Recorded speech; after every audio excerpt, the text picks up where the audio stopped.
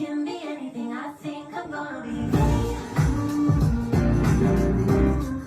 I know I gotta be me.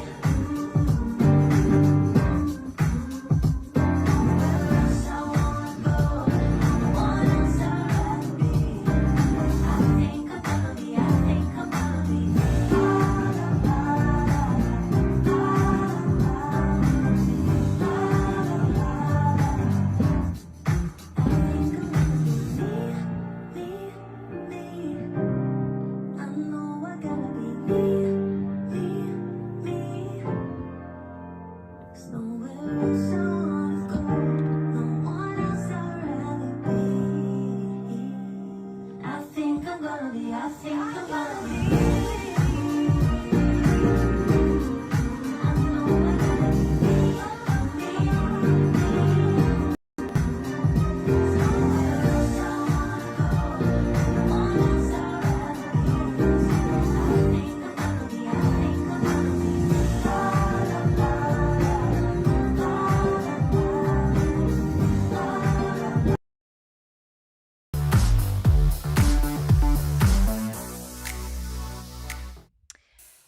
Happy What Up Wednesday or Thursday for those of you in the future. Keely Dunn, FHumpires, you're the third team, and I am so glad you're here. We have a massive show. There will be things, and we will discuss them, and it will be great. Good to see so many of you in the comments, and I am trying to say hello and bring all that up beforehand. And thank you very much to Mike McCartney, who provided the lovely accompaniment cover / whatever we want to call that great performance in the intro. And I didn't know how to get it. It's a long story. I have some things to coordinate for that intro scene, but anyway, there you go. And yeah, it's I'll do it better next time. Anyway, this is what we're talking about today. Here we go. We have an aerial plus collision for a penalty stroke. I'm sure you've seen it on the internets. A goalkeeper outside the 23-meter ? Let's Stick Together brings rugby to hockey. Kampong and Pinoquet, 5 meters or danger. Hopefully we'll get to these. And an aerial goal behind the goalkeeper, because I like happy stories. That is very true. So I think we're probably going to get into it. Hi, Mr. Denton. Good to have you. Okay. Let's see how this goes.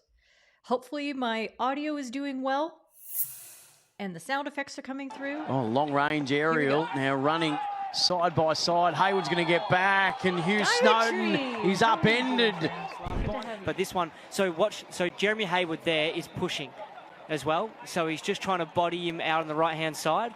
So I thought it was going to be a penalty corner immediately. Okay.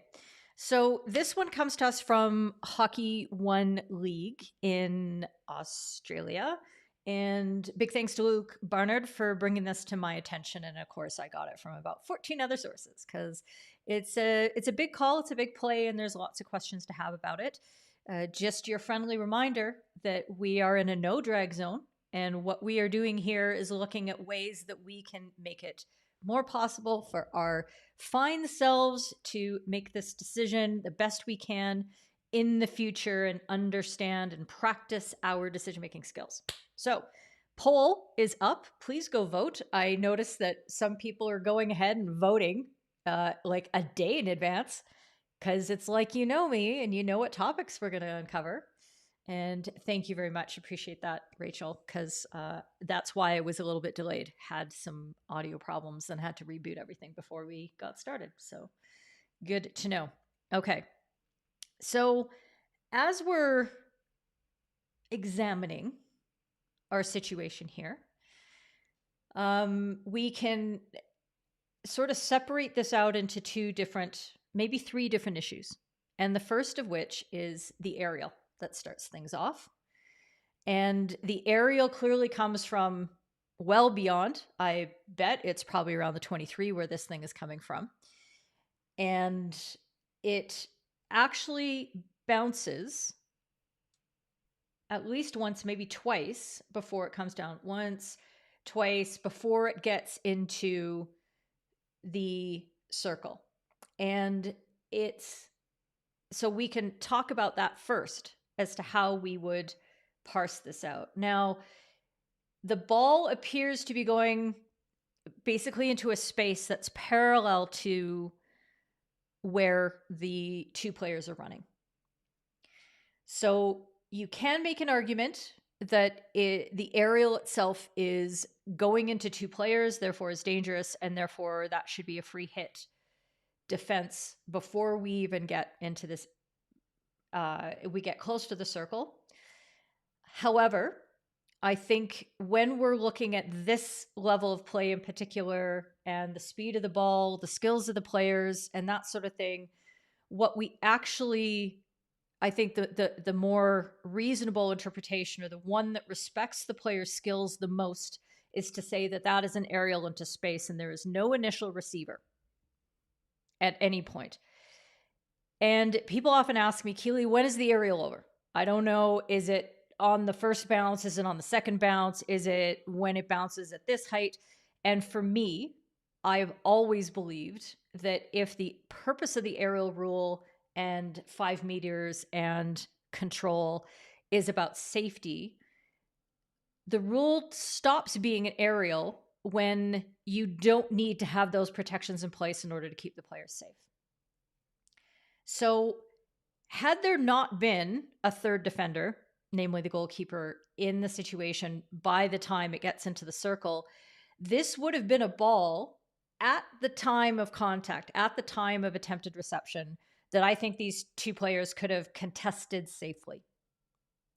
So for me, the aerial itself is not an issue by the time we get to the circle. And because I don't think the players are in the receiving area or attempting to receive the ball prior to that, I don't think that we have any 5 meter infringement any other way. Okay, let me know your thoughts on that. But I think it's important to go through that first, because if we don't have that sort of sorted, then we're going to struggle when we get on to stage 2 and then to stage 3. Okay. And Luke number 4. I don't know what's happening here, but I'm sure I'll figure it out someday. So once we've got through that, we can now look at the actions of the defender. So the defender's in green and the yellow shorts here. And I struggle a little bit whenever I show these clips on audio, because I'm aware of how incredibly influential the narration of the commentators is. And it works on me too. I know that my own opinions start getting formed, sometimes in opposition to, if I'm reacting to a commentator who I don't have a lot of respect for or confidence in their opinions. I immediately think they gotta be wrong. It's gotta be this thing. But generally, the omniscient voice, then the voice of authority that accompanies these clips, really does sway us into thinking about what we want to think. So I want you to try to separate out what you heard and just be looking at the play itself. And let's see if I can pull up the, okay. That's fun. Oh, that's because I don't have bezel running. Don't worry, I can fix this. Bezel is up. And do.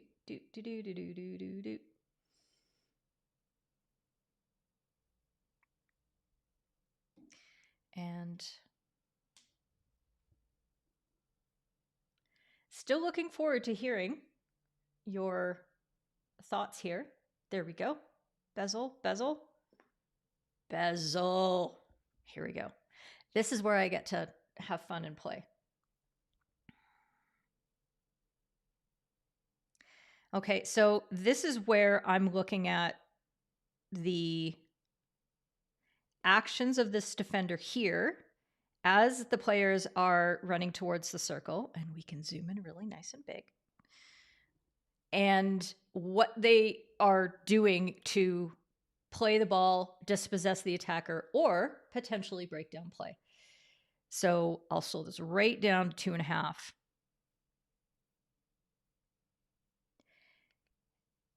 And then we have stage 3, but I want to keep stage 2 independent, first of all. Okay, and then we can potentially consider them together. Okay. So you've got the defender who is, and even if there was an aerial question here, they are completely focused on what the attacker is doing. And the attacker sort of has a look at the defender, and then he's looking up, and there is no attempt by the defender to play the ball. They don't attempt an interception. They don't, reach their stick up. They're not looking at the ball as the ball has now dropped in front of them. It's simply there. So the words of the commentator, or the color commentator, particularly as they chimed in, was to say, well, look at what Hayward's doing. He's pushing from behind. And I do believe that as the players are moving into this area first, and we can do it this way. This is the problem here, is there is an intentional interference with the attacker here. And that disrupts how this player is able to attempt to receive, to play, and to move as they wish throughout the country, around the field. Okay. Let's see what you're thinking here before I move on. They're moving away from the ball is dropping. Okay. Oh, hi. Thanks, Jeanette. Good to see you. So Taff, they're moving away from where the ball is dropping. Yes. And so I just think that has to be part of the commonsensical way that we apply aerial. And that's the reason that I don't call things a landing zone. I don't think that's good terminology. I think that leads us down a path of looking for the ball landing. So we think of it on the ground, which doesn't always apply. And we're as if that is the most important thing rather than what the players are doing vis-a-vis the ball. Does that make sense? And that's why I always talk about a reception area, because the reception area is the active work of the players to try to receive the ball. So Luke's also happy there's no infringement there. And thank you, Anthony. I literally own a URL that says KeelyWasRight.com. And if you go to KeelyWasWrong.com, it forwards to KeelyWasRight.com. Just so you know.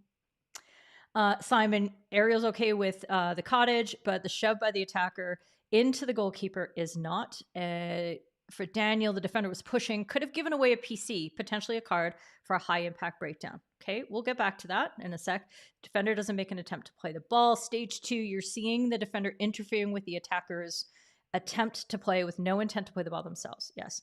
And for the Merigliano family, I forget what your first name is. The member of said family who likes to come in all the time. It's always nice to see you, but yes. Penalty. I'm not centered in my circle today. It's bothering me. Okay. Hi. PC and yellow card for Meriglianos and Daniel. Could it be a penalty stroke for the push by the defender on the attacker as he enters the circle and pushes the attacker to the goalkeeper? The foul continued into the circle, and you very much agree. Okay, so let's get into that stage of things now and how we're going to break that down. So I think as I'm watching this is where the bulk of the offense is. This is where the disadvantage occurs. And if we carry on slowly, at this point, I don't think there's as much pressure from behind.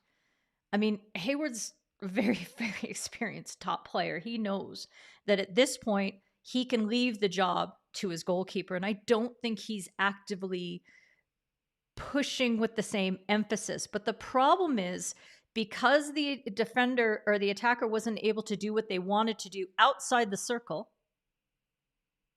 they then weren't able to do something to get around the goalkeeper later. Okay.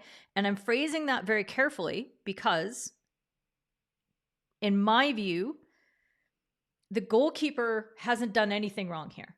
and I'm happy to hear if you agree or not. But the goalkeeper is in an area where the ball is, in my view, no longer an aerial and is standing stationary, and the onus is on the attacker at this point to get around them.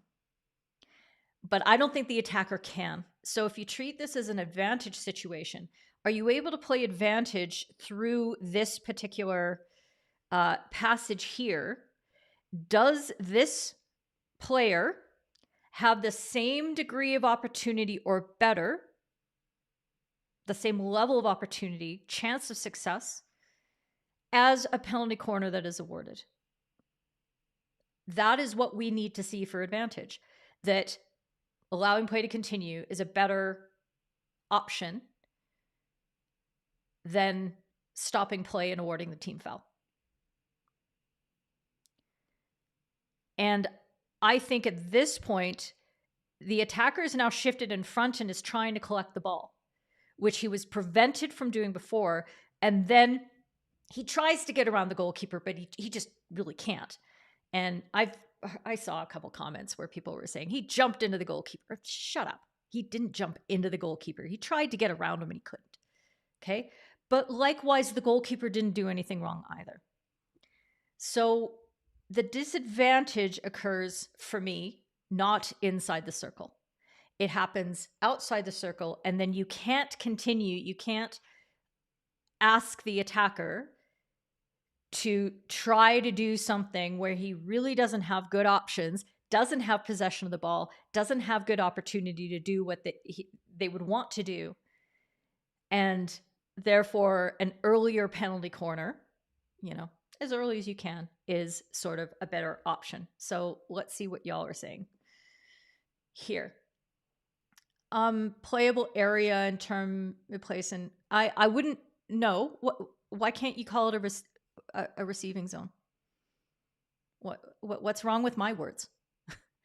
Because the reason I don't want playable is because now you're getting into you can confuse the concept of playable distance, which is a very strong term that we use for obstruction and occasionally for benefit gained or no benefit gained. So the defender actually pulls out of the engagement. Anthony agrees with that. Prior engagement is defender is part of play. Alistair, you see a lot of aerials at low level that don't quite make it in bounce. Can you help you with a set of properties that would determine when an aerial stops being an aerial?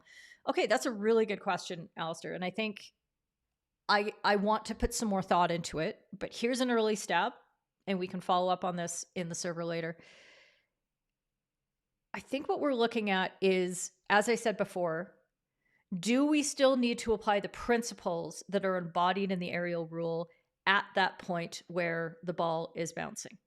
So, as you say, you umpire a lot of lower level hockey where the aerials don't get particularly high, but you're also umpiring players who don't necessarily have the skill level to handle the ball in midair, as well as players at this level. So they need more protection from each other. Juniors, you're going to be a lot quicker on a whistle. You're going to be a lot more active. You're going to call things a lot tighter, simply because they don't have the skill to do this and the experience to know what they should attempt and what they shouldn't attempt. In a game, you're going to call things earlier. You're going to prevent the danger from occurring as much as you can, which is why the aerial rule is there. And as players become better and better at understanding, more and more skilled, play more and more within the spirit of the game that has evolved in their experience, the less we have to interfere. And that's why the rule keeps contracting, down. Fewer and fewer restrictions, more and more ability for the players to figure it out themselves and not be jerks. Frank, gotcha. I will remember. Frank. We can all benefit from centering ourselves. I don't know what's happening. Not centered in the video. Oh, yes. Is my halo friend? It's been a long time since anybody's thought there might be a halo around this head.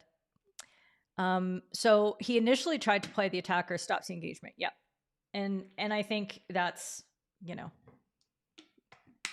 The only good decision you made in this track of play. So for George, having not blown it out of the circle, outside the circle, it got messy, and the easy decision was outside the circle. Yes. And, you know, that's the tension that we have.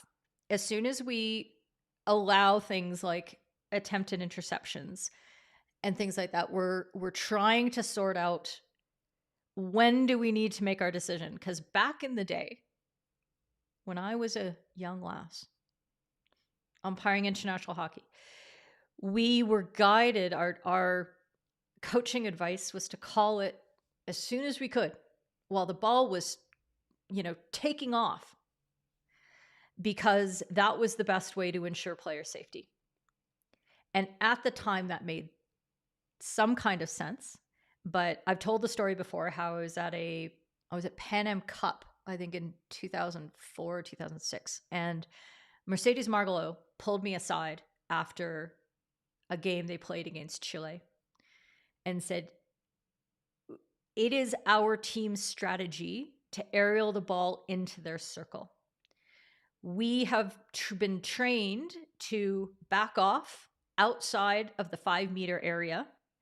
As soon as the aerial starts going up, we're going to back off, and then we're going to come in and pressure. That is our game plan, because Chile is like stacking within 23 meters of space. So the only way we can get into their circle, or the most effective way for us to get in the circle, is to get in behind them with the ball and then come flood the pressure. So if you call it too early, if you don't give us the opportunity to back away, we can't achieve our goals. And I was like, oh, that's really smart. This is why talking to players is a good idea. And so the understanding of players to say, we respect that we need to make sure that this is still safe, but that means we need to have the opportunity during the course of play to do the right thing without being penalized before we've even done the wrong thing. And that's the course of how the aerial rule has changed. Yeah, goalkeepers establish their position, goalkeepers stationary throughout. The ball makes contact with the ball and the goalkeeper leg guards. You're presuming the umpire looked at the whole scenario when awarding the penalty stroke. Yeah, because if there is no reception to be made, then we don't care what the aerial is, right? It's all about an initial receiver. It's all about an interception. It's all about, you know, that sort of thing. And then the playable zone, we start getting into playable distance, which is a defined term inside the aerial rule as well now, as of, you know, the current change. So, okay. So I put those 3 stages of decisions together, interpretations, whatever you want to call them. And the net result that I get to is something that I saw with several of your comments, is that I would see this as a penalty corner and a yellow card for play that is not just reckless as to the result, but quite intentional to break down the attacker's opportunities. It's high impact. And so I can't remember where we are in the game. It's quarter 3 with 5 minutes left.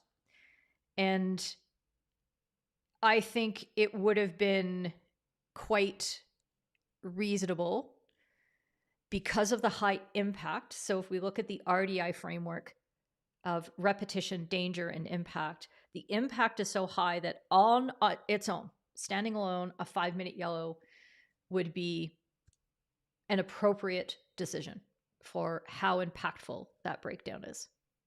Okay, let me know if you disagree. You see anything else? If there had been any repetition. The danger itself, I don't think is really caused by the foul. It's an antecedent. It's a cascading consequence. But I wouldn't blame the defender for the danger that then occurs because of the collision. Does that make sense? Those two things are, you know, unfortunately just that accident that happens as a result of the first foul. Let's see, you say, Ben Burton? What? I think my sound effects work. Let me know if they do.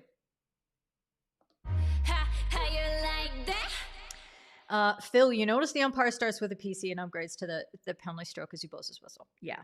And so, okay, remember, I contextualized before we started the clip, and, you know, we're here to support each other. We're here to learn from the things that we're seeing. And I think it can be very fair at this point that many people have pointed out that there's a way to help us not make these kinds of decisions. And I think it's starting to get to this point now where as soon as I see a clip, I want to contact the umpire and say, can I help? Can I help, please? I want to help. And many people, or some people, you know, were in their efforts to be supportive and constructive, and we all appreciate that. We're saying, well, you know, this is a tough call, and it's, you know, these are big aerials and all that kind of thing. And it's like, well, there's a large number of players. I mean, we have two at the front, but there's quite a few players here. When the game is spread out the way that it is, really far distances, and you have players who can aerial the ball 60, 70 meters down the pitch, there is zero need for you as an umpire to be high up in support of your colleague, because you're in effect abandoning your post, your mission critical area, in favor of helping your colleague and putting 4 eyes all on one area of the pitch that you don't necessarily need to, because there are fewer bodies in the area. There's less congestion because the game is so spread out. You have sight lines in between. We've all had the experience where we've been around the pitch. We're on the bench, we're up on the hill, we're up in the bleachers, and we're far away from the play, but we can see a foot clear as day. You don't have to be close to see most of the important things that you need to see. You need a clear sight line. You need clear vision on the ball. And you need not to be running and not to be moving your head or looking over your shoulder or any of those things when you're making big decisions. Mission critical positioning would have helped this entire situation immensely. So if I were going to annotate over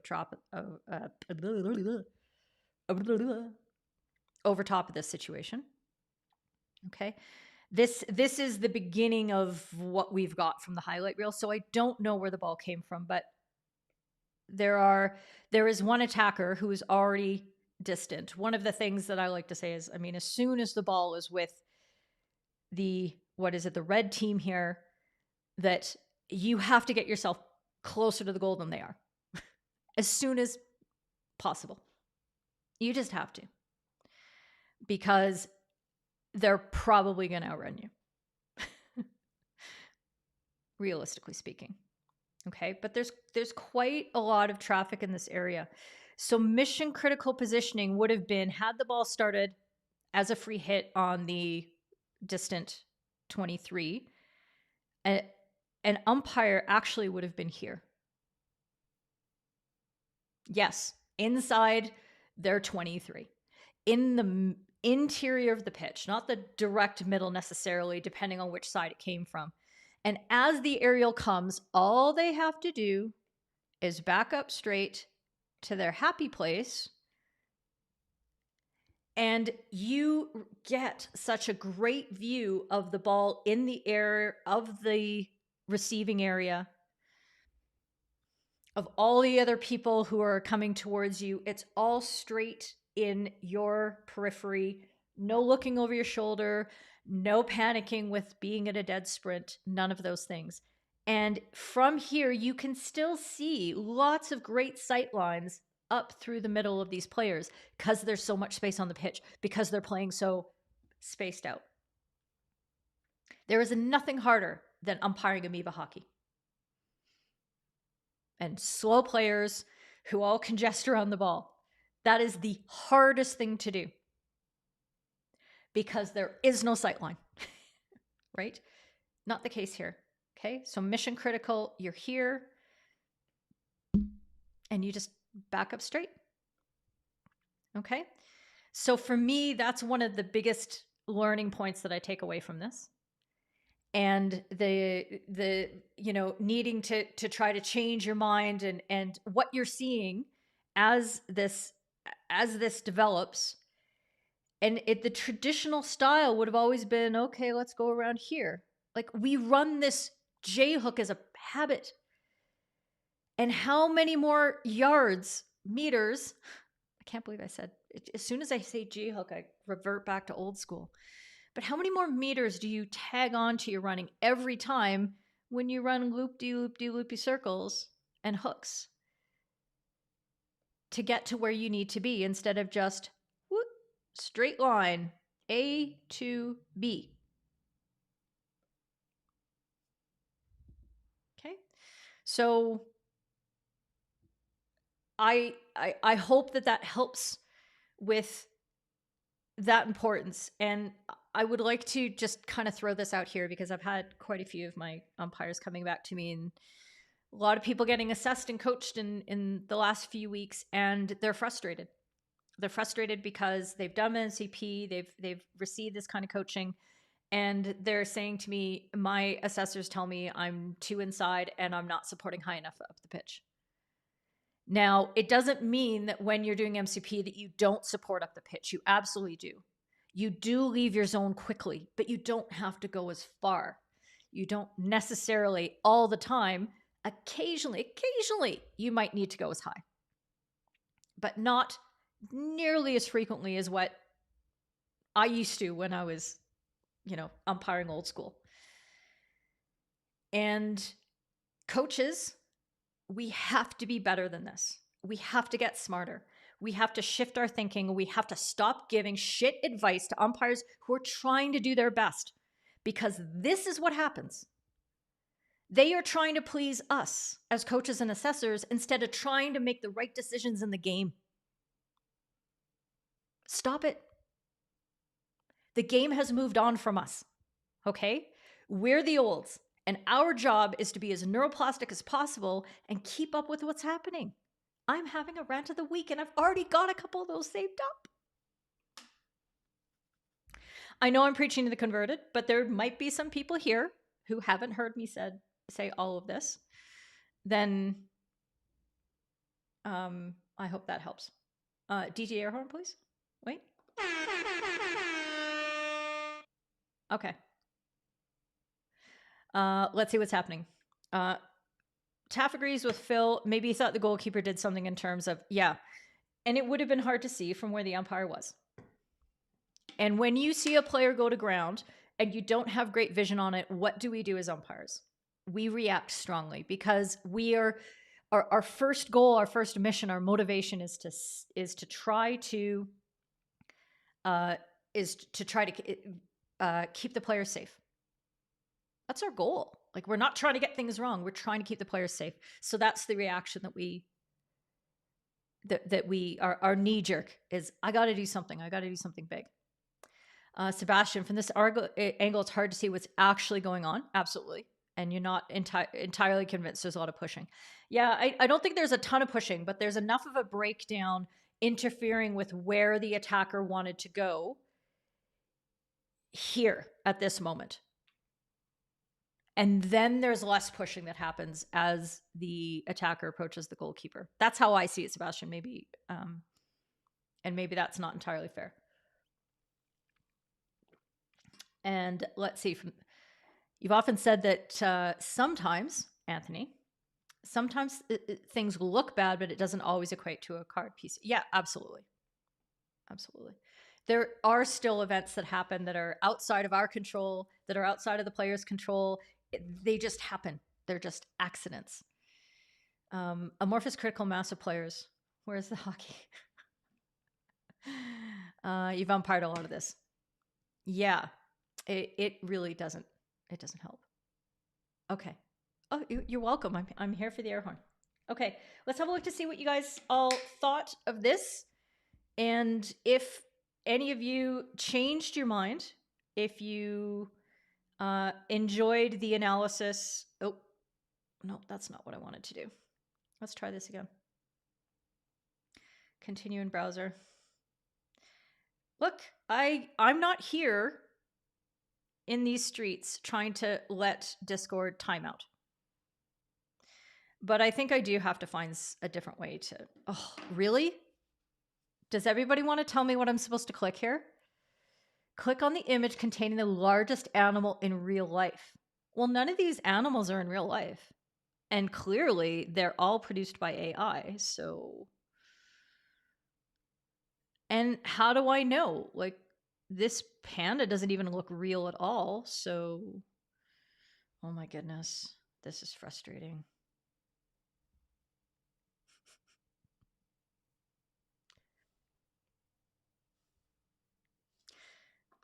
I need my music. I mean, did I not do it right? Was there a hidden large, like, was there a blue whale somewhere that I didn't know about?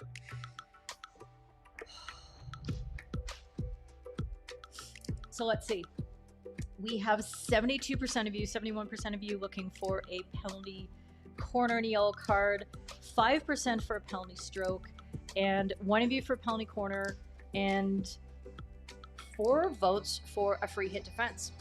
Okay, and if you came to that conclusion because you didn't feel that there was any interference and no breakdown of play whatsoever by the defender in between the 23, and that the actions of the attacker, he was completely in control and could have avoided the goalkeeper, then, you know, I'm okay with that, because as has been pointed out, the angle isn't great, and that's the same angle the umpire is on, and so that angle wasn't great, right? So there we go. I concur. Yep, the push would have looked less significant from the happy place, potentially, but you also would have seen better what the attacker was going to try to do with the ball, because the ball was on the other side of their bodies, and you would have seen more that the defender wasn't actually playing the ball whatsoever. So you would have been like, well, the ball's right there, why can't the attacker get there? Oh, because he's being, you know, even just blocked from getting to the ball the way that he should, right? Very very possible.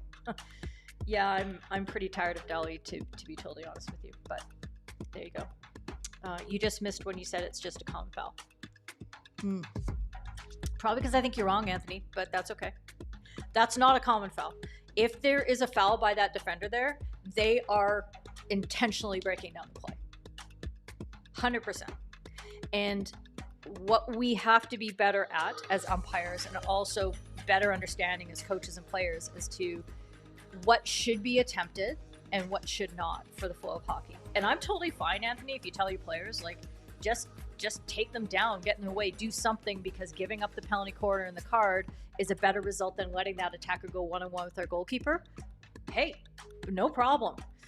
But that's still a high impact foul that is well within the awareness of what shouldn't happen in hockey because of the rules. And it's our job to reset the balance, so what has been taken away by a foul gets given back. And we have tools now where it's not just a team foul.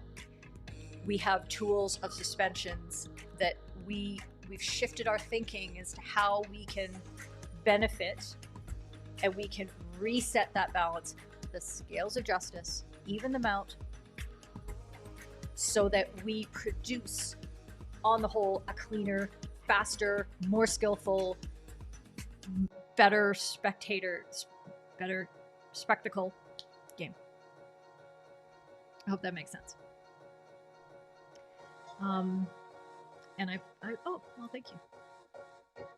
I hope maybe you're complimenting somebody else. I don't know. You could be. Okay. Thank you for that. We're going to move on to our next topic in a second, but I do want to get to a couple things. Where's my run a show? I have no idea what's going on. Aha. Okay. First up, I'd like to draw your attention to this. I just saw this on Instagram this morning. this may be something that you would like to support. And I'm calling this a GoFundThem because Ayanna McLean has started a GoFundMe, but for another person who is in what appears to be quite a difficult situation. And it can be difficult when you look at something like this because the wording is vague and it's probably risky enough to define that this person is within a hockey community. But understanding that, knowing how we as a hockey family, TAF, and an umpiring community come together and support each other, it's important to draw on those bonds and the values that we share to help encourage and promote action to help. So I would invite you to, first of all, go follow Ayanna's Instagram if you don't already, because she puts up amazing videos of her cooking. And I have no interest in food. I'm not a foodie, and I certainly don't cook, but I still watch her videos because they're really good. And she's very good at them. And she talks about umpiring sometimes. Not all the time. She's often just talking about food.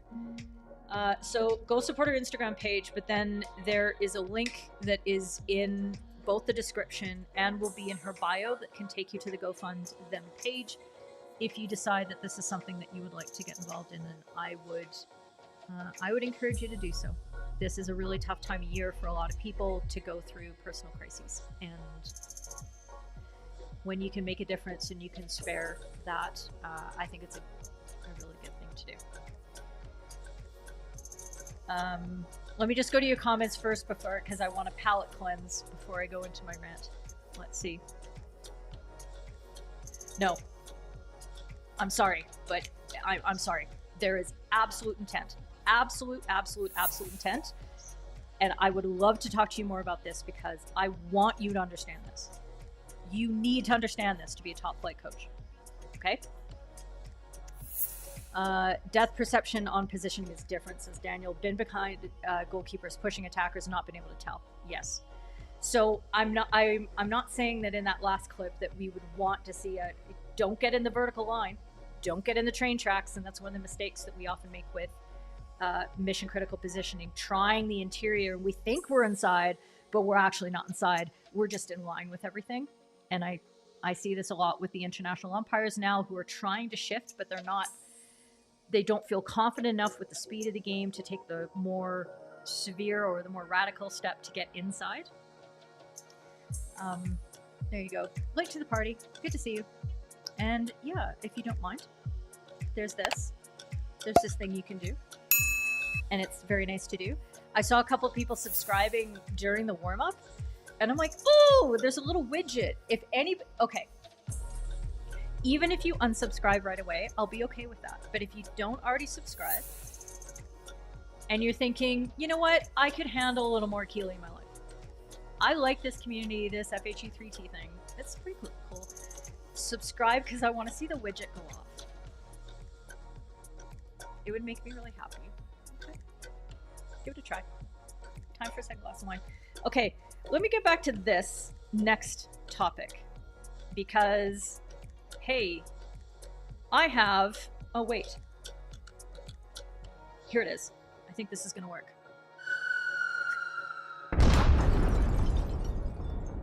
I have a rant of the week, courtesy of America and Talk Hockey Radio. They brought it up on one of their recent episodes. I didn't even realize, Taff, that you had gotten like 4 episodes out that I hadn't listened to. I feel like such an asshole. But anyway, I had listened to episode, I think it was 18, and Simon Webb had a very nice rant about American exceptionalism and talking about that. And if you're American and you're listening to this right now, this is not personal. This is not a personal thing. But I picked up on that and I just kind of, yeah, I know. As a Canadian, we have this problem too, okay? We tend to follow the same rules, but sometimes we do things like use weird vocabulary to describe things. So after my attention was brought to it listening to this podcast, I have a good friend and I asked her, I was like, I'm going to bring up your chat like right on my show. And she's like, okay, she doesn't care. She's pretty amazing. Her name's Lindsay Cooney. She's in Santa Barbara. When I go kayaking down there, I stay with Lindsay a lot. And this is what she messaged me out of the blue in our group chat. So Keely, in a number of NCAA streams, the announcers keep saying the call is for advancing. And I'm like, 30 years of playing, I've never heard anybody say that. What is it? And I'm like, and you can see I have to bleep things out sometimes. I'm like, what? Like, what is this? It's not just you. And then, of course, I thought you all would laugh at this because she's like, I feel you can use something to be riled up. Can't hang with the big dog, stay on the porch, blow the whistle. There it is! Ian! Did you unsubscribe and then subscribe? Because if you weren't subscribed before, friend, I have words. I have words. But thank you. Look at that. That's not bad. Hey? And you heard the too short? Okay. So I'm like, yeah, no shortage of rants, but cheers, Linz. Appreciate that. And then she's like, I really need to express just exactly how little I understand this. Lindsay is an American field hockey player, goalkeeper. Obviously, all my friends are goalkeepers. I don't know why. And she's like, one of my ice hockey friends was watching this with myself and another field hockey goalkeeper. And he kept saying, what is this call? And we kept saying, we don't know. And I have no clue, bruh, was the reply. So we did a little research to find out what might be happening. Lynn's found the National Federation of High Schools, something, NHF, and they have this document of official field hockey signals, and it's there. I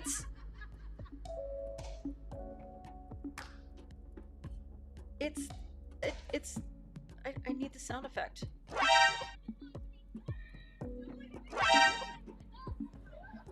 I don't understand what's happening here. Has she used her knee to move a player out of the way? Is she doing high knee kicks? Is she, like, what is this indication of a player action supposed to be? I have no idea. Because if this is supposed to be a representation of playing the ball with your body, which may advance the ball or may not advance the ball, it may actually stop the ball, it may put the ball off the field, it may put it in an entirely different direction.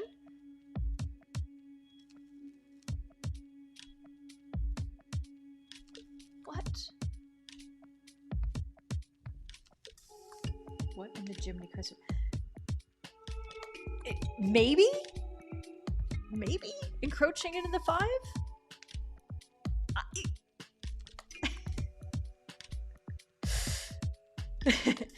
No, I've got enough goalkeepers in my life, honestly.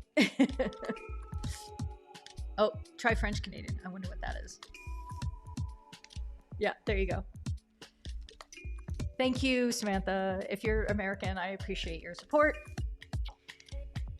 So I don't just point this out because, like, wow, it's fun to pick on people. It is fun to pick on ourselves. But the reason I point it out is that there is honest confusion.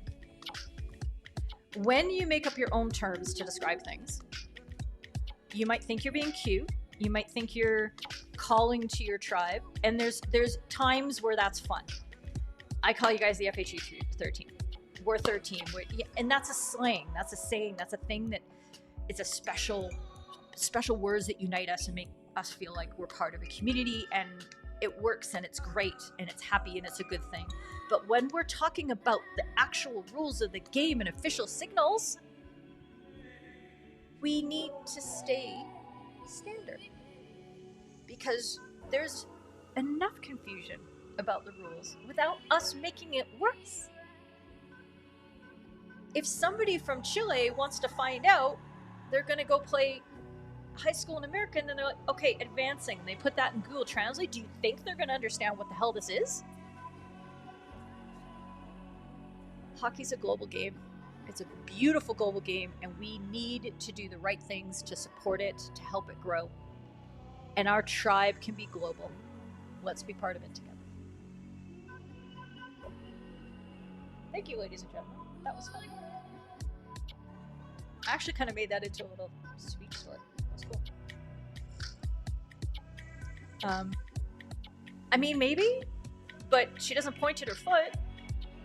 She touches her knee. Touches her knee.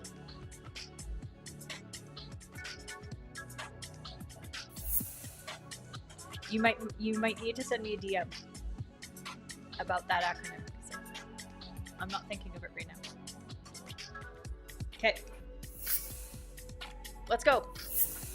How am I doing on time? No pressure there. This one won't take long, right? This will take a long time. Well, pretty.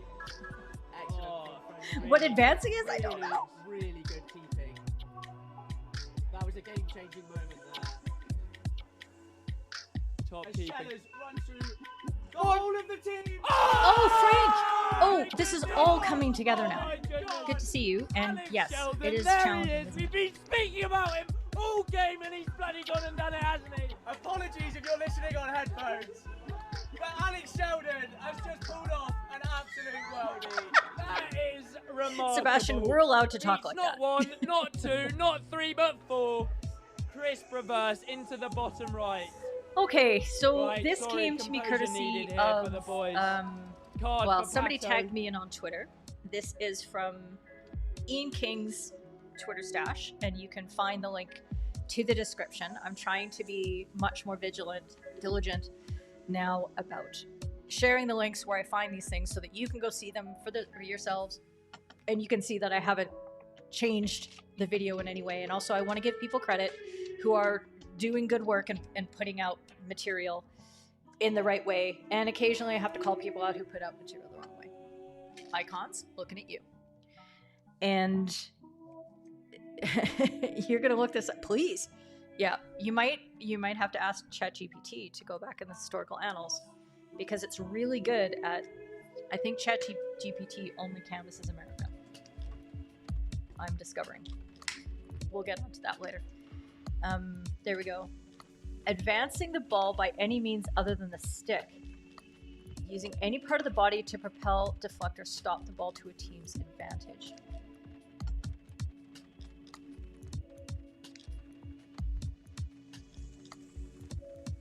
Okay, I'm gonna have to Elsa this so that we can get to this.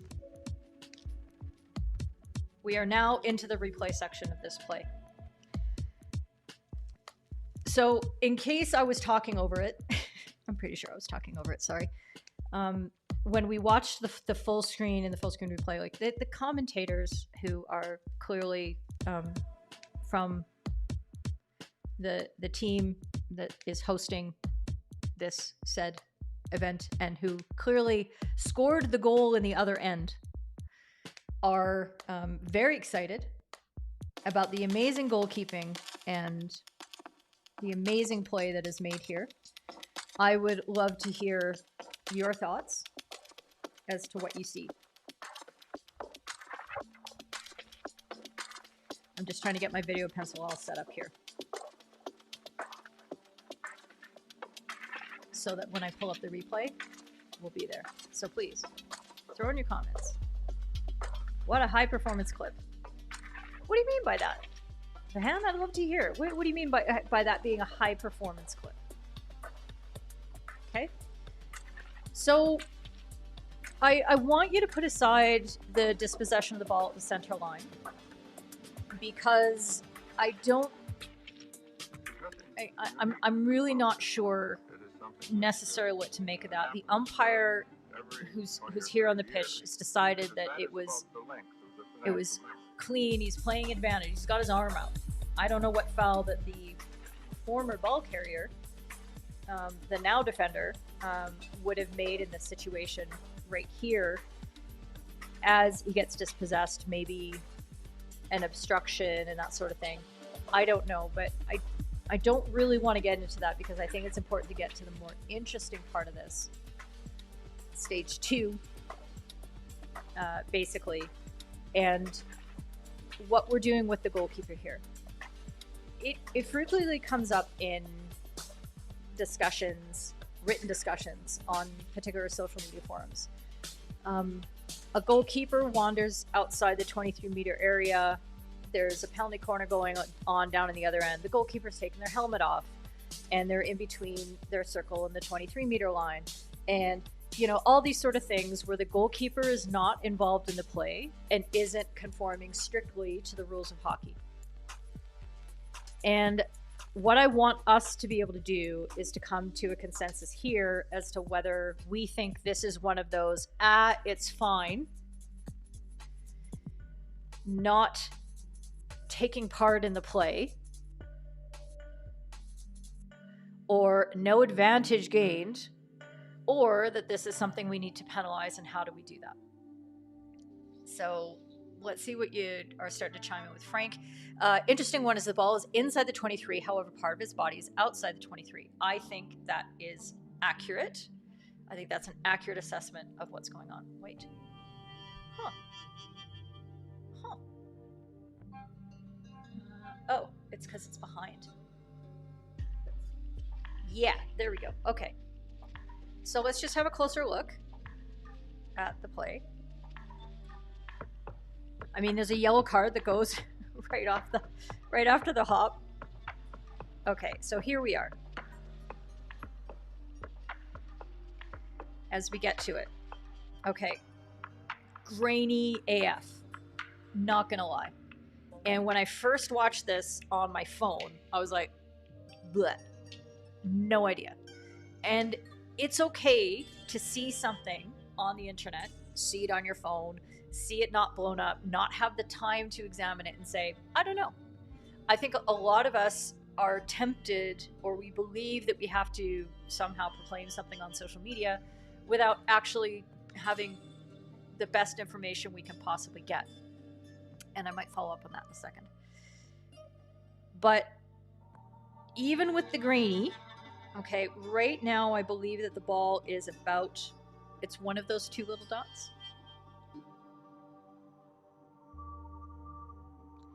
And at this point, the ball is being contacted. Thank you for the like, I just saw it.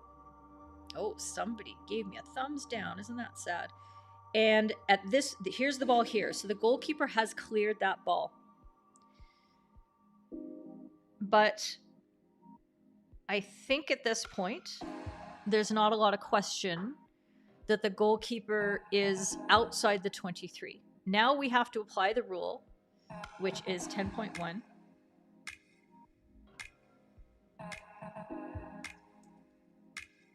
Let's go find 10.1. There it is. A goalkeeper must not take part in the match outside the 23-meter area that they are defending, except when taking a penalty stroke. Okay? Must not take part in the match. So that is kind of unusual wording in terms of the way that we usually apply most of the other fouls in our sport. Does this qualify as taking part in the match? And some of the arguments that I saw on Twitter were to the effect of, well, the ball's already been cleared away, so it's okay. But the reason that the purpose behind the rule of 10.1 is this goalkeeper is, no offense goalkeepers, a large, scary object. They are wearing a lot of equipment that protects them from the ball and also from other people. Equipment that these people do not have.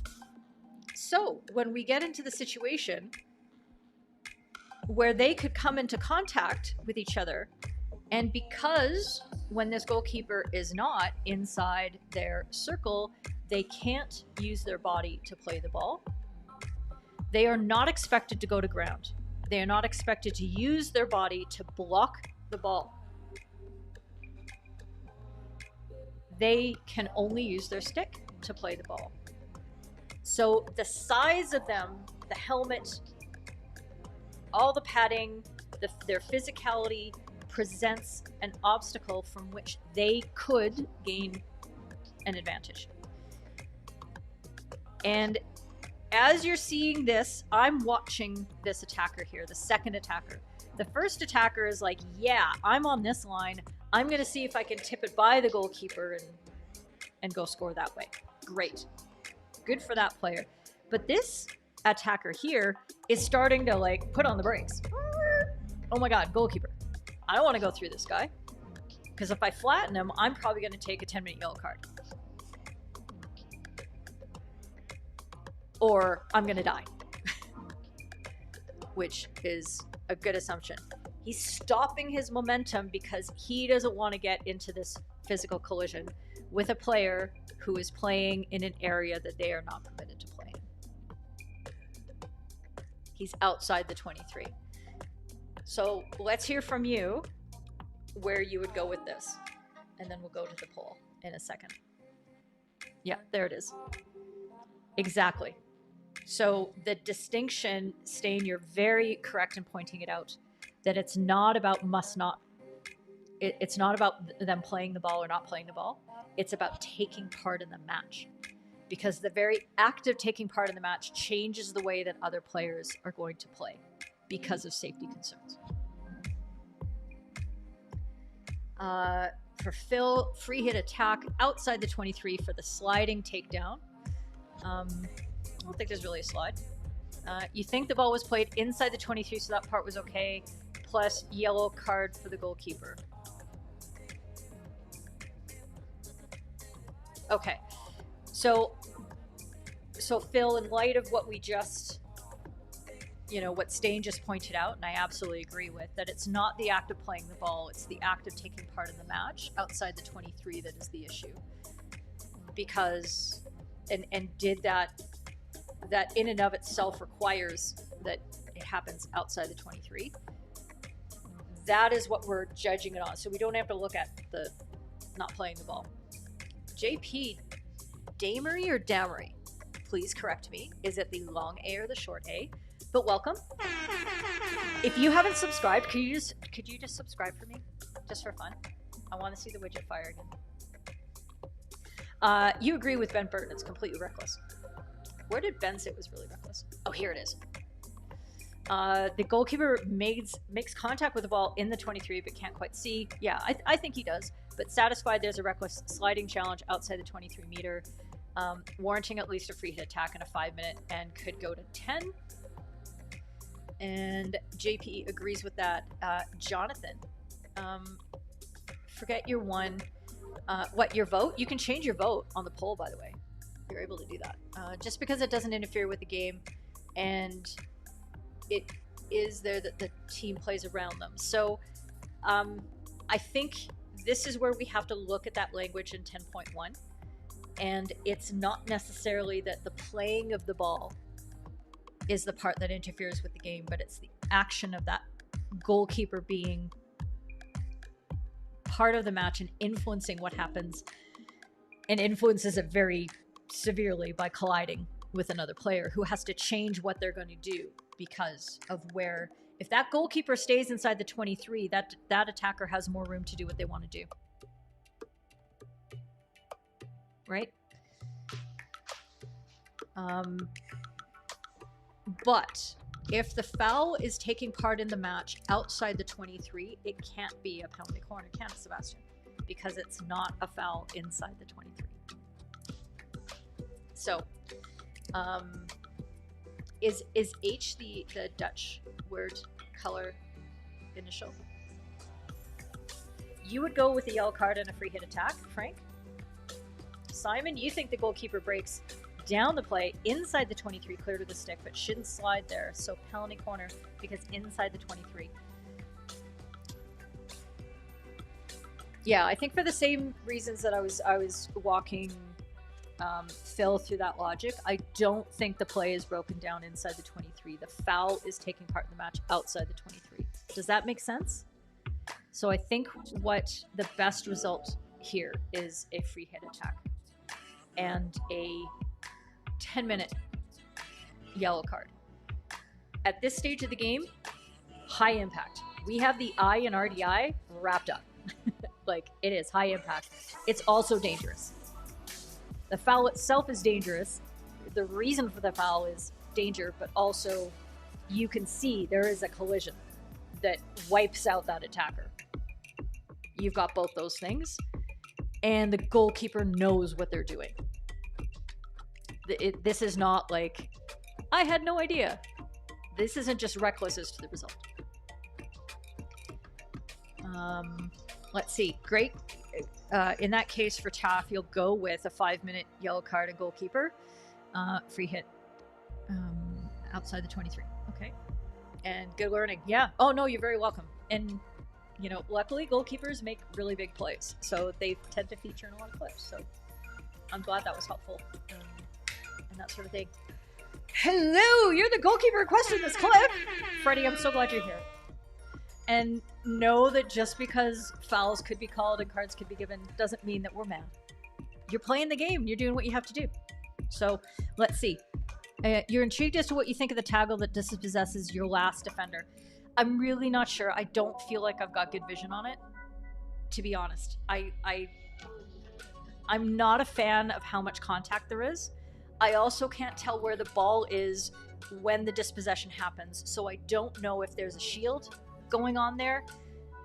So this is me doing the thing where we all have to sometimes say, I don't know. I don't know. I think the bigger learning for all of us is what you did, and I mean, F it. At this point in the game, I think you did what you had to do in order to break down the play. And I'd be like, yeah, I'll take a Can't I'll take a hang yellow with the card. big dog, stay on the porch, blow the whistle. Oh, Rachel, you're already subscribed, but thank you. So I think you're doing what you felt like you needed to do. So that's what sport is. It's fine. And just to clarify, you made contact with the ball. Yep, it's tough to see. Yeah. Oh yeah. This resolution is bloody awful, and I'm blowing it up and zooming it, and it's. I mean, we're pretty much looking at about 40 pixels by 40 by 20 pixels. Like, it's so bad, but there you go. Dave agrees. Oh, you changed PLC to okay. I don't know what they're free hit attack. Okay, there you go. You think a green card and yellow card in Dutch is rather unhelpfully green card for both Grun and Kelly. Okay. I'm gonna stop trying to say Dutch words because I need some confidence today, so trying to speak Dutch words is not gonna help me out with that. All right, let's see what you have. Add the tackle at the front as a poll option, just because I knew people would ask about it, but I'm not, like I said, I don't think we have great data on it, and I didn't want it to make it the focus of this. So nobody's looking for a play on. Sorry, umpire. And just to bring it back. So there's this method of positioning that helps us make these decisions better. It's called mission critical positioning. And I invite everybody to give it a try if you haven't heard of it. Because, look, there were comments on Twitter about how on the subsequent goal, the goal that is scored here, how great is it that this umpire is in great position for it? And you know why that umpire is in great position for it? Because he didn't try to chase the play down to his colleague's end so that there could be 4 people, 4 eyes, 2 people making that decision. He saw how spread out this was. He's like, yeah, I don't have to go there.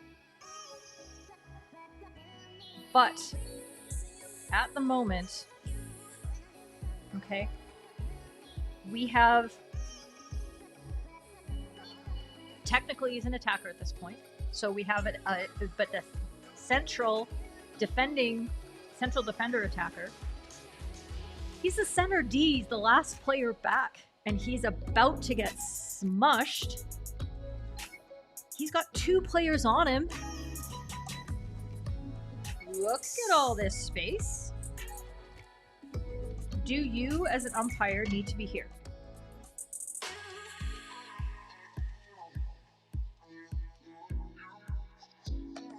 And this is what happens.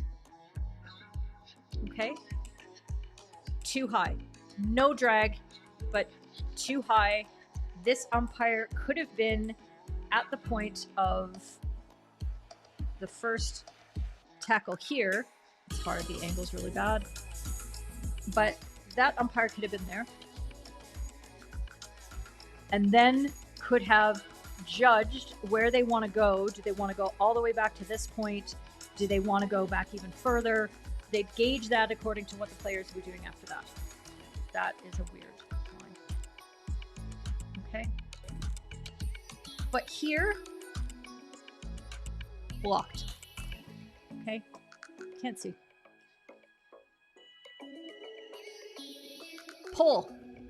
Sorry, I forgot. I have to keep making these points. How important this is for us to get up with. Okay. So yeah, nobody's thinking a play on here. That there's a free hit attack and a yellow card to the goalkeeper. Sorry, Freddie. You're dope, and I'm excited that you got a result that you. I assume that you got the result you wanted out of there, and it's exciting hockey. So this isn't personal. This isn't personal at all. And then let's see. 2 people wanted a penalty corner along with that, and 1 person wanted a free hit attack, and that might have been the option that I left in there for the free hit attack. I don't remember now. Doesn't matter. Doesn't matter. How's the sound level of the ambient music, by the way? Can you hear it? I don't think you can hear it. I'm grooving, and you guys. Oh. Damn it. Okay. Just wanted to remind you really quickly. I've shown MCP enough, so I don't have to do it in this segment. But I did want to remind you there's this thing coming up. It's called Black Friday. And I will be offering with this code, so write it down now, because you'll never see it again. No, I'll show it to you next week. I might send an email, but I know how bad I get so many Black Friday emails and stuff. I don't know. It'll be in the server. I'll try to not be obnoxious about it. 30% off select merch that will not include the duffel bag. I'm sorry if you were thinking of like the duffel bag's really expensive. The duffel bag's really expensive, and I'm losing money on it. So just so you know. And 30% off the green FHU 3T membership, and that is the membership that gives you access to our watch parties and the clip library and an exclusive area of the server where I give you, a pretty unusual and perhaps uncomfortable amount of attention. I'm just saying. It's okay. I'm rolling with the punches, Sebastian. I know what it's like. Okay. And if you order anything, you're going to receive some of these fantastic fobs. And we've had a couple discussions in the server already about how Mike McDowell has modified his fob.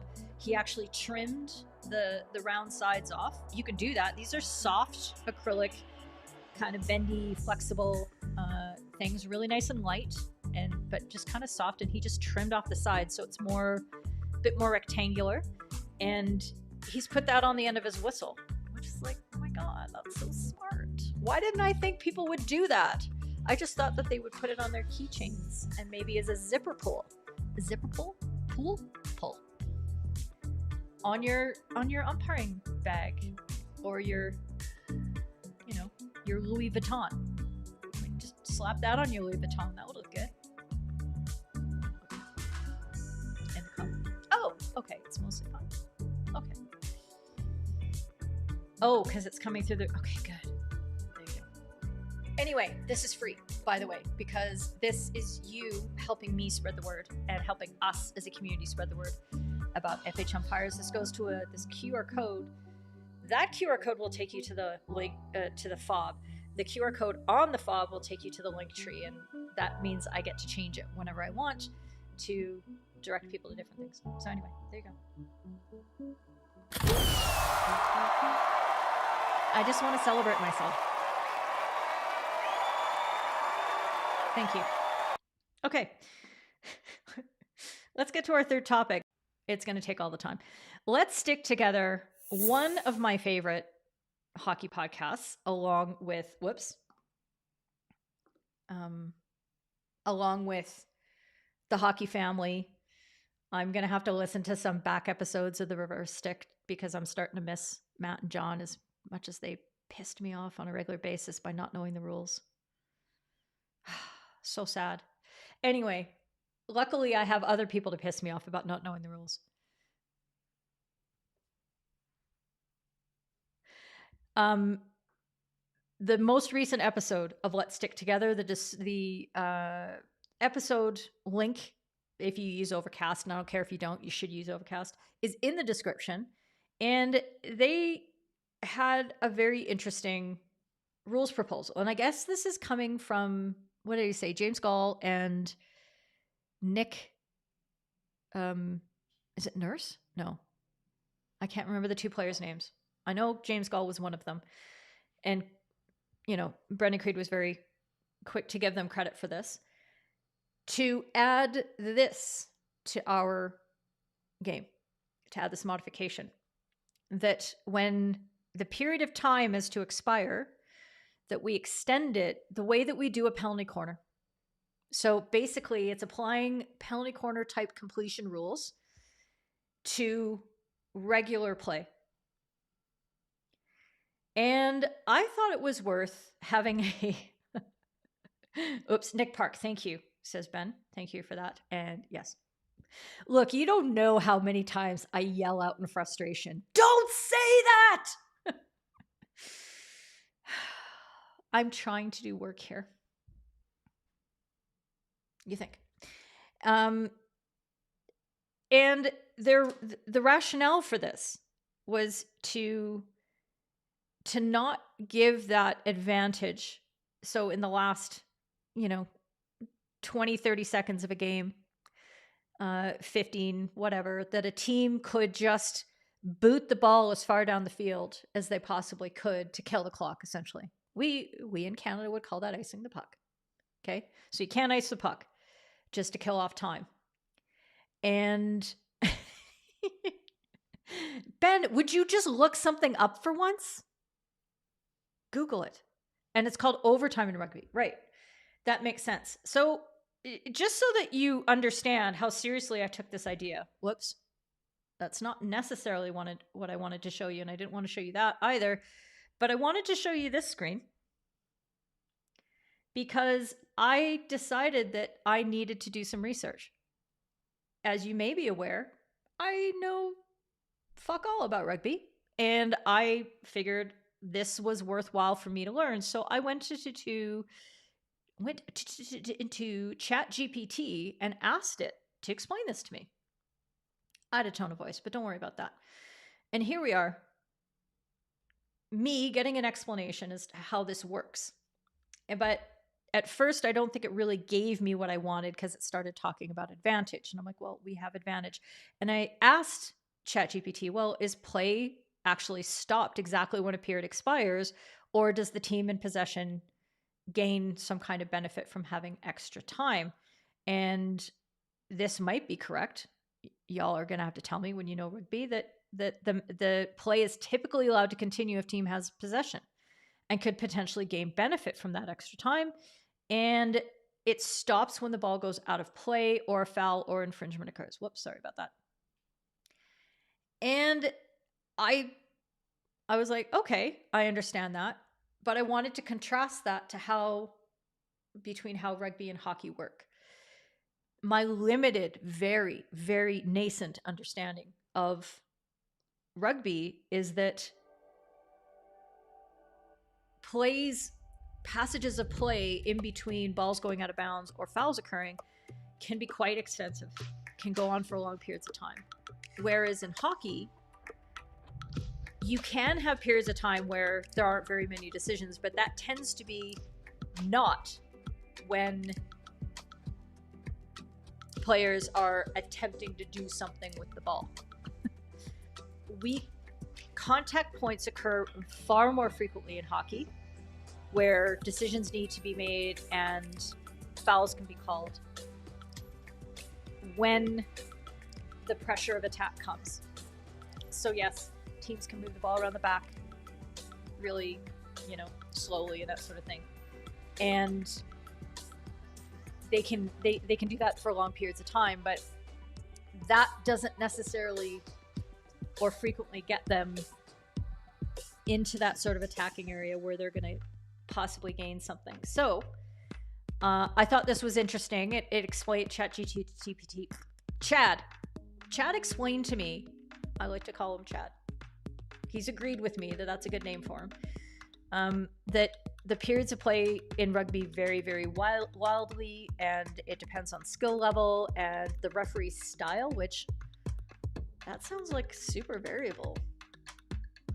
And the tactical considerations. Does a team like to be attacking? Do they like to just keep possession of the ball and move things around and maybe exhaust their opposition? I don't know how it works. So it can range from a few seconds to several minutes. It's like, wow. And then I asked it whether rugby stops time for any other reason, like any other fouls, the way that we should be at all levels stopping time for some period, for some number of seconds in between calling a penalty corner, and starting the penalty corner, or for injuries, or for awarding cards. Okay. Time stops, so I needed to know that. Love the time equals time. So when I found out that rugby otherwise does not stop time, except for maybe when time is being wasted, the referee has the discretion to be able to just stop his watch and say, hey, cut out this nonsense, let's go. If there is a TMO, television match official, TMO, cool, I like it. Or if there's an injury assessment, especially in regards to head injuries. So I learned a lot. Thank you, Chad, for this discussion. It really helped me in figuring some of these things out. So what I'm thinking, okay, so I was drying my hair about half an hour before the show. Blow dryer, Dyson, going at it with the diffuser, and I thought to myself, oh, you know what I should do is actually look at the last 30 seconds of a period of play with top flight international teams and look at a bunch of them and see and pretend that 30 seconds or a whole bunch of that has already elapsed or is close to elapsing, and then apply an overtime type rule. How long would play continue and how constructive would that be? I don't think we'd get anything really definitive from that, but it would give me more of a feel of how that would look, because we would have to figure out how does that, because a ball going out of bounds, I mean, if I were a defender and my opposition is trying to get into my circle in order to tie up the game or win the game, I would try to hit the ball over the sideline or any other boundary except for over my own end line as soon as I possibly could. So I don't think that works, right? Because that's not really fair. Although in the discussion, you did point out, alarmingly, I super agreed with you on many things in this episode, that it would encourage teams to not cling to the sidelines and force them into the middle, because that's where it's less likely that they're going to be able to, the opposing team's going to be able to put the ball over the sideline. That was really interesting. So I'd love to hear your thoughts. Come into the server and let's have a chat about it. Somebody can start the Ask FHU. That would be pretty awesome. And then I can see whether that helps. Let me know what you know of rugby and how you think this might work in this. Jonathan, you get it. And yes, it's like rugby. A lot of the attackers keep playing until they lose the ball. Stain, you don't like it. Players know they're in the last 2 minutes so they can time play. In addition, you wouldn't like to play the final of 8 games on a pitch on Sunday. I mean, we do, there are logistic issues about time bookings and things like that. Absolutely, that can be a consideration. Then it continues when the ball's out of play unless they need to stop time for another reason. It's not stopped for the ball being in touch as a singular. I don't even know what that sentence means. The other thing that came out of this episode that I'll mention quickly, and I DM'd Brendan to yell at him because I had to, is that this is where I saw some bullshit on Facebook. Somebody saying, oh, well, Brendan said it in the last episode of the podcast, so it must be the rule that if a drag flick on a penalty corner hits a player within 5 meters and it hits them on the knee, that is going to be another penalty corner. That's not right. It's below the knee. The rule specifically says below the knee. Below the knee. It's in the rule. Below the knee. I can't. Okay. So somebody's going to have to give me a link. Apparently now I have to read the rules of rugby, and I'm not sure how I feel about this. In rugby, though, as well, the winning team has the ball at 80 minutes. They can kick it out 10 times. Yeah, Chad explained that to me as well. Okay, yeah, go on the server. Okay, cool. Oh my god, it's been a Keely hour. Let's get through this really fast. Canvapin. Kampong versus Pinoquet 5 meters. Maar Pinoquet komt niet meer lekker in de wedstrijd. Ze zijn geïrriteerd, zoals Alexander Hendricks hier nogmaals laat zien. Ja, Teres Pieters gaat niet opzij, beweert Hendricks. Wat moet hij dan anders? Het publiek fluit. It was really tough to niet come to a sportief om die bal dan hard tegen de enkels te schieten. Van de about whether the player broke down play or not. And I wanted to bring this out specifically because I think we can see clearly another side to this. So go ahead and vote. Go ahead and vote. But players already think this is a rule, says Luke. Yeah, clearly. It's amazing we're putting all these things together. But yeah, it would need a lot of work and a lot of thought and testing and all that kind of stuff, as it does. What's eerie to me, maybe not eerie, this is kind of the way that hockey works, I think, is that it's the same defender that we spoke about last week who's involved in this one. And in my view, no, factually, not even my view, the defender behaves differently in this play. Gives up the free hit for infringing on the 5-meter aerial reception, or the ball is coming into 2 players, therefore there's no clear initial receiver. And then he's thinking, I'm caught, so instead of moving in a direction that could cause me to break down this free hit, I am going to make myself small. I'm going to put my stick up in the air. I'm not going to attempt to play the ball. And he takes the ball off his ankle. I'd like to hear what you think about this. So I know I'm going to have to wait. You can't see players wanting this. Yeah. 40 matches. Yeah. Delays would stack up. Poll has ended. Oh my god, sorry. Laws of rugby, thank you. And referees are always referred to as sirs or madam by the players. I don't know, I could get used to that. If the rules said that they're supposed to tell me, or the culture is to call me madam, I'd probably go, okay. You can call me madam. You don't have to call me Keely. It would be a little different though. So, I don't know if the rugby poll ended or this poll ended. I was getting the dates wrong as I was setting this up. I know that. But let's see. It looks painful. Yeah, it does look painful.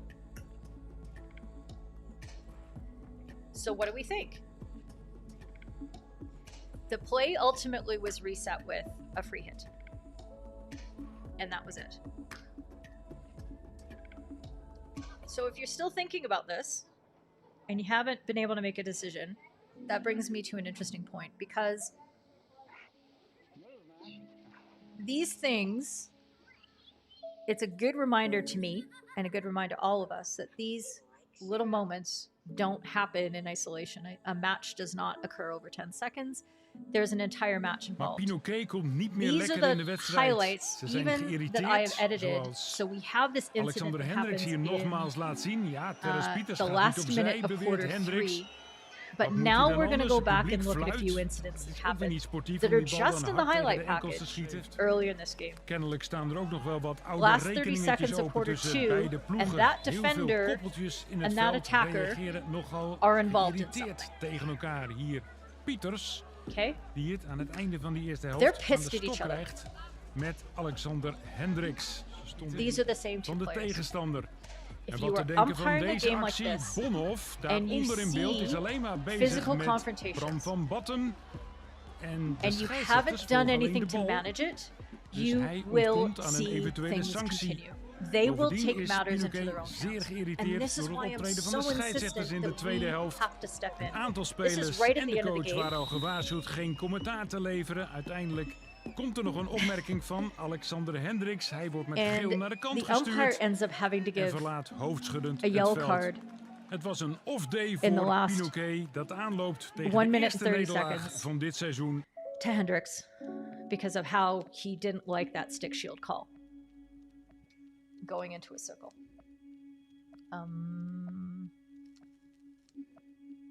Yeah.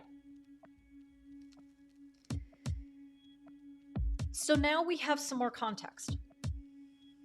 We have these two players involved in a confrontation earlier in the match that maybe you wouldn't necessarily do anything about. But as umpires, we have to be aware of these dynamics. And we have to be tracking who's mad at who. What do I have to do to keep players safe? Is there a risk of a retaliation coming up somewhere? Is somebody taking something the wrong way? Did I miss something in the communication between those players? Because to me, this is not a free hit against the defender in blue. They were caught, they did what they could, and the player in possession sent the ball directly at them intentionally. And I would want to see this a free hit the other way for danger and a card. That's how I feel. Yep, definitely red mist. And it's a red card there. Yeah, we don't like this. Okay. Yeah, we're on to pole floor now. Hopefully I didn't do that totally wrong. Yes, the commentator saw it. Thank you for translating the Dutch for me. It's pretty obvious. I didn't hear the commentator say that because I don't understand Dutch, but I could see just from the highlights that they had a score to settle. Yeah. And the question starts getting into whether that gets to red card territory, whether that's violence or not. And there is an argument there. I'm trying to think of the best way to say it. I don't feel comfortable with that being a red card, but I sure feel comfortable with 10-minute yellow. Because it's reckless as to that result. Sean, yellow card to the defender for sure. Green card to blue player for not retreating at all. I honestly, this is one of those, and this is why I wanted to contrast that with the play that we looked at last week, is that this is one where the defender, yeah, they don't try to retreat, but sometimes when they try to retreat, they can be interpreted as moving into a lane. So I bet, I have no doubt, I have many doubts, but what if Peters here looks at his game tape from last week and says, man, that time that I tried to step to the left to get out of the way, I actually stepped into the ball and I was interpreted as breaking down play. I don't agree with that, obviously, but I can't do that again. So the next time that happens, I'm just going to stand stock still, make myself as small as possible, because I believe the interpretation is I'm not expected to disappear. And I think that's fair. That is the way that I would interpret this play. We can't expect them to vanish. And that attacker, Hendricks, has all kinds of options. All he has to do is drag the ball slightly in one direction. He's got space galore. He's got passing lanes galore. And doesn't use them. Yes, White should have waited.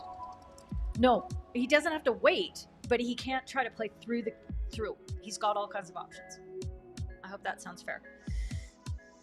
Stick follows through with the ball, so although it didn't make contact, the ball would have, yeah.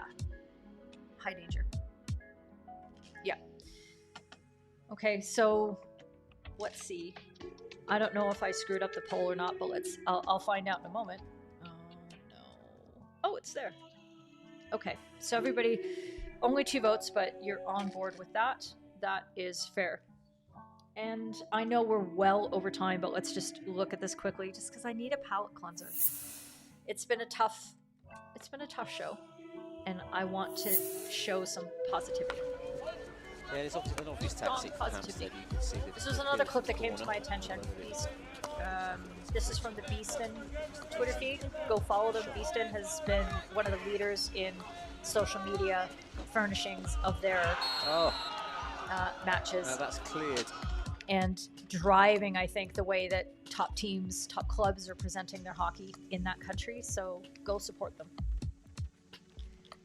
And this is the replay, and I froze it at the moment of the receiving area and the goalkeeper making contact, because I wanted to show just how incredibly fine of a margin, but on the correct side of that margin, that the attacker is in this moment. At the moment the ball is coming down and the contact is made, I do believe the attacker is 5 meters away from that landing area. And because it's because he's in motion, this is what I want to teach teams how to do. I want to teach them how to be on the right side of the margin, but to use their momentum to speed up their ability to get in behind and either intercept the ball or in behind collect misses like this in order to produce some good results in their attack or recovery of the ball. And this is just done perfectly. Unfortunately, I don't know where the umpire is, but they made the right decision. Glad the behind keeper made the show. And there you go. Okay. I bet nobody voted yet because there hasn't been a lot of time. But just in case, I'll just talk It is something which happens every 20 or 30 years. And you're looking, Stephen, you must be talking about the last one. Or are you talking about this one? I mean, okay, I don't understand. All right, we can't go yet because I don't understand the comments there. But he's not within 5 meters, so what's the problem? And he's not breaking down play. This is their attack. So either this is a free hit for a 5 meter infringement, but you don't award cards for not breaking down the play. You can't break down your own play.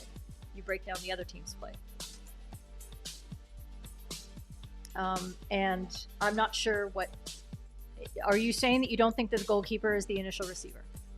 See, this is when we start using other terms, even mine, and it doesn't help us apply the rule. The rule is there an initial receiver? And who is that initial receiver? I think the goalkeeper is the initial receiver here. And they just mishandle it because the lights are shit. And I have all kinds of sympathy for this player. The attacker's behind the keeper but not causing danger or impedance. Is not... Let's just because we're going off on a lot of directions, it's not infringing on the 5 meter area. Let's just say that. The only question for you is whether the ball is still in before the attacker gets the last touch. Yeah. We're just going to assume that it was a good goal that way. Does that help with... Did I straighten that out if you had any hesitations about what's happening here?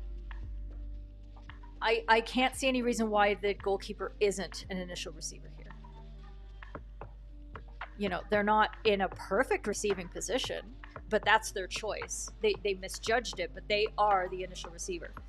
And if they had been able to make contact with their stick as they plan to, or their blockers, or whatever the case might be, they would be entitled to 5 meters to control the ball. That makes them the initial receiver in circular logic.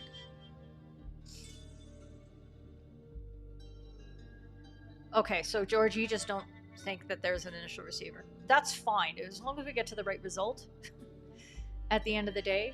But when you watch it in real time, it can be quite deceptive, and you could think that the attacker is infringing on 5 meters here. And that's the point that I'm trying to get to. You'd 100% give it a goal, assuming you touched it. Yep, okay. And there's no interference with the goalkeeper when he's attempting to make contact. Yep, okay. And for Luke, yes, the goalkeeper is initial receiver. Mishandled it. Yep, there you go. Okay. Cool. Well, that took longer because I need to put myself on a timer again. I was on a really good stretch for a while where I was able to get through quite a bit of material by timing each segment. So you know what? I think it's I'm going to take this self-analysis on board and get back to doing that. And so I'll see if I can fix that, because the first topic is taking me like 45 minutes every day at least. But there you go.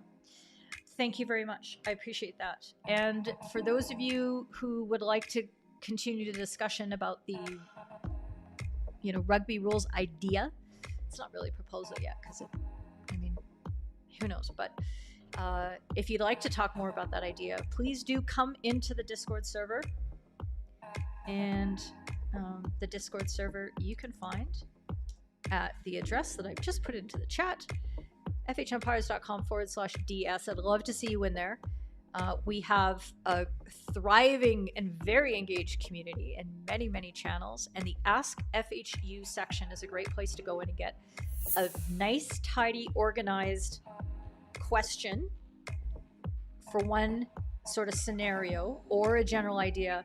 And then we work our way to a consensus every time. That's very important to me, and it's something I think is very valuable about our community. So if you'd like to take part in that, we'd love to see you there. And thank you. I know, it's really nice to have you back, and I'm glad that you and Simon and Fraser are all getting back on your podcast as well, because the more that I listen to other people talking about hockey, the more I learn, and that's what we're here for. Thanks, William. Good to see you, and you're very welcome. Have a fantastic hockey weekend coming up, and let me know how you do get on. We'll see you next